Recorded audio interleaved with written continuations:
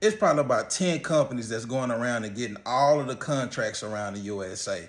And the thing is, your local city and your local government want to give you the contracts, but nobody's bidding on them. So yes, your company does not have to reside in the location where the contract is going to be upheld at.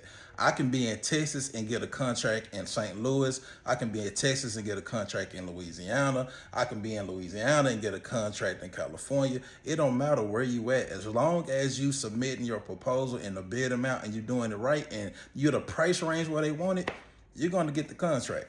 Now, it's three different ways that you can do this. You can either, one, be a broker like I and like most other companies that do it, they are brokers. Or you can, two, you can subcontract. That's the new wave that everybody's getting on, subcontracting. Or number three, you can actually get the contract yourself and then hire people up under you just to do the contract. Now, let me break down the three because all three have different liabilities. Number one, a broker. We all know what brokers do.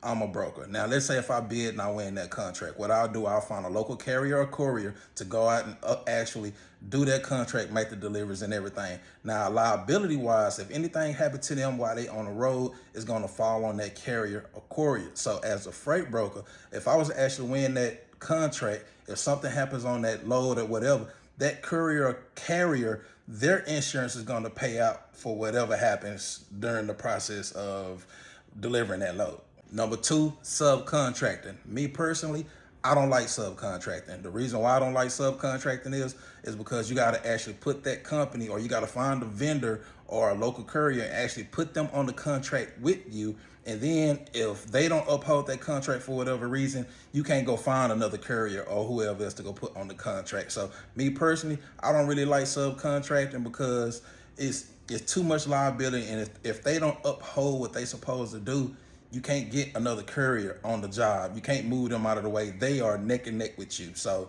me personally, I don't like subcontracting just because I don't know how that person works. And the thing about freight brokering, if I was to find a courier, if they don't do what they supposed to do, I could just find another carrier to do the job. But when you subcontracting, you can't because they're literally on that contract with you. Number three is you can actually win the contract yourself, go to wherever location or put an ad out and actually hire your own drivers or actually hire 1099 employees. Now, me personally, I would rather do it like that than subcontracting. Now, when you do it like this, whatever the drivers do, if something they go out and they wreck or they do something or they mess up a specimen, it does still fall up under your insurance because you are the major contractor that won that contract.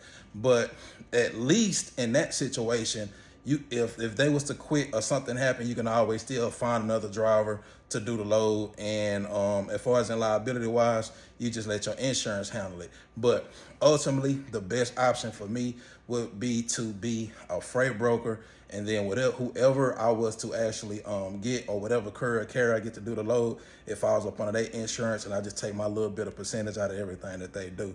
But that's all three. Matter of fact, that St. Louis contract that I was talking to you guys about in the other video, I actually just uploaded that to the program so you guys can go off in there and you can look at the proposal, look at the contract, do whatever you need to do. If you want to submit that information and try to win that contract for yourself, you can. May the odds be in your favor, you know what I mean? And peace and good luck, man. I wish you all success.